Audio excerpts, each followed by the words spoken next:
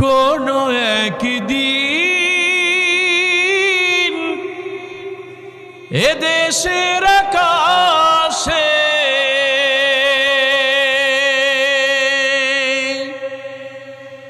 কালিমার পতাকা দুলবে, সেদিন সবাই খোদাই বিধান পে দুঃখ বেদনা ভুলবে। কোনো একদিন এদেশের আকাশে কালিমার পতাকা দুলবে, সেদিন সবাই খোদাই বিধান পে দুঃখ বেদনা ভুলবে। সেদিন আর রবে না হাহাকার, অন্যায় জুলুম অবিচার। আসসালামু আলাইকুম ওয়া রাহমাতুল্লাহি ওয়া বারাকাতুহু। আমাদের শ্রদ্ধাভাজন হোস্ট, আমাদের প্রিয় মাতৃভূমি বাংলাদেশে গণ্ডি ছাড়িয়ে গোটা পৃথিবীর মানচিত্রেই শ্রদ্ধেয় ডক্টর মাওলানা মিজানুর রহমান আজহারি ভাইয়ের আজকের এই আমন্ত্রণে আমরা যারা এখানে এসেছেন, আমরা প্রথমে আল্লাহ শুকরিয়া আদায় করি আলহামদুলিল্লাহ, যেরকম একটা বরকতপূর্ণ আয়োজনে আমাদেরকে আল্লাহ তাআলা শামিল হওয়ার তৌফিক দিয়েছেন। আমি দুটো ছোট কথা বলতে চাই, 2 মিনিটের কম সময় শেষ করতে পারলে আমার জন্য ভালো হবে। আমি যারাদের সাথে আমরা আজকে মিলিত হতে সুযোগ পেয়েছি, এটি বাংলাদেশের জন্য অত্যন্ত গৌরবের এবং অত্যন্ত মর্যাদার যে এরকম একটা সময় আমাদেরকে আল্লাহ তাআলা দয়া করে দান করেছেন। এখানে প্রায় সকলেই বলা যায় আমরা দীর্ঘ একটা সময় ভিন্ন রকম একটা পরিবেশে আমাদেরকে জীবন পার করতে হয়েছে।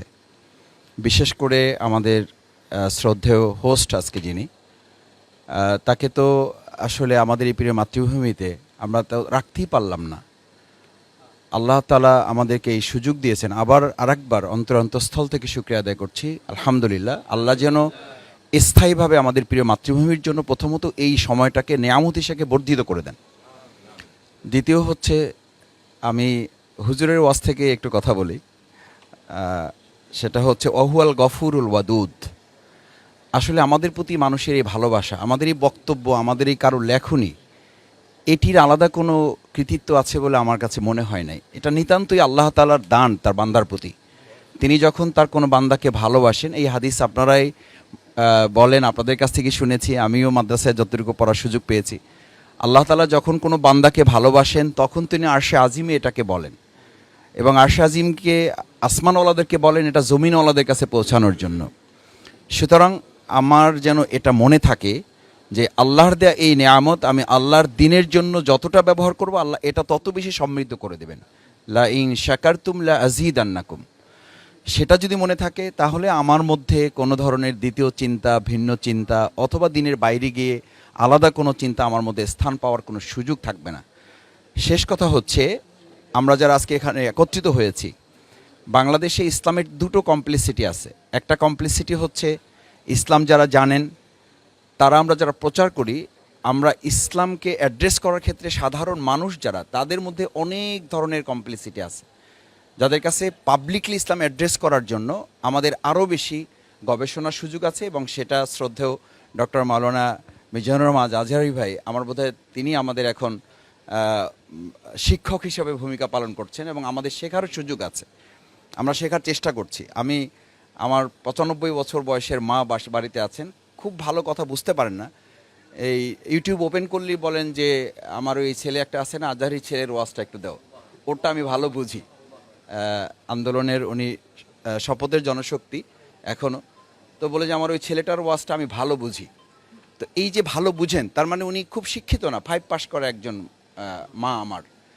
কিন্তু এই 5 পাস করা একজন মানুষ তার কথাটা বোঝে, তার মানে হচ্ছে ইসলামটাকে আমরা যেভাবে জটিল করছি এটাকে সহজ করার সুযোগ তো আছে। এবং আল্লাহ সুবহানাহু ওয়া তাআলা তো সেভাবেই বলেছেন যে ইসলামকে আমি তোমাদের সহজ করেছি, হাদিসেও একই কথা বলা আছে। তো এটা হচ্ছে আমার আবেদন আমাদের সকলের কাছে, যে আমরা সহজ করে সহজভাবে মানুষের কাছে এটাকে কীভাবে পৌঁছানো যায়। আল্লামা দেলোয়ার হোসেন সাঈদী রাহিমাহুল্লাহ, তার জন্য আমরা দোয়া করি আল্লাহ তাকে জান্নাতুল ফেরদৌস নসিব করুন।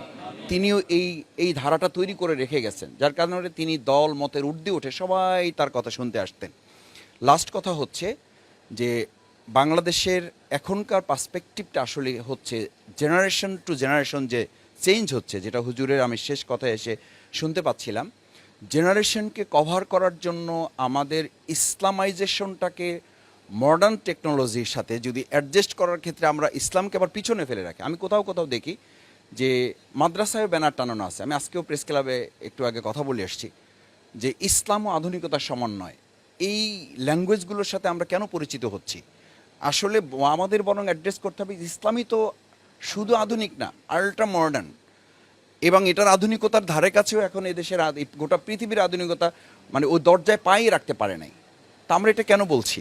অথচ এইটাই কিন্তু মাদ্রাসায় আমরা শিখে আসছি, আমাদেরকে শেখানো হয়েছে। এখন ভালো ভালো মাদ্রাসা যারা তৈরি করছে যে আমরা বিজ্ঞান এবং ইসলাম শিখাচ্ছি, এটাও কিন্তু বলা হচ্ছে, অথচ ইসলাম হচ্ছে সবচেয়ে বড় বিজ্ঞান। তো সেই জায়গাটা আমরা যদি অ্যাড্রেস করতে পারি এই জেনারেশনের কাছে, 2024 সালের 5ই আগস্ট আমার কাছে মনে হয়েছে বাংলাদেশ ইসলামের জন্য প্রস্তুত এবং আল্লাহ তাআলা এটাকে কবুল করেছেন। এখন এই প্রেক্ষাপটটাকে চাষ করে যেন ফসলটা আমরা তুলে নিতে পারি, সেই দায়িত্ব আমার সামনে যারা আছেন, আমার শ্রদ্ধেয় শিক্ষক উস্তাদ তুল্য, আমি অনুরোধ করব আমাদের সন্তানদের, আমাদের শিক্ষার্থীদের অর্জিত এই বাংলাদেশ আল্লাহ তাআলা দয়া করে দান করেছেন, ইসলামের জন্য উন্মুক্ত করেছেন, এটাকে এখন ফসল তুলে যেন আমরা ঘরে ঘরে পৌঁছে দিতে পারি, সেই প্রত্যাশা ব্যক্ত করে আমার কথা শেষ করছি। আসসালামু আলাইকুম রহমতুল্লাহ।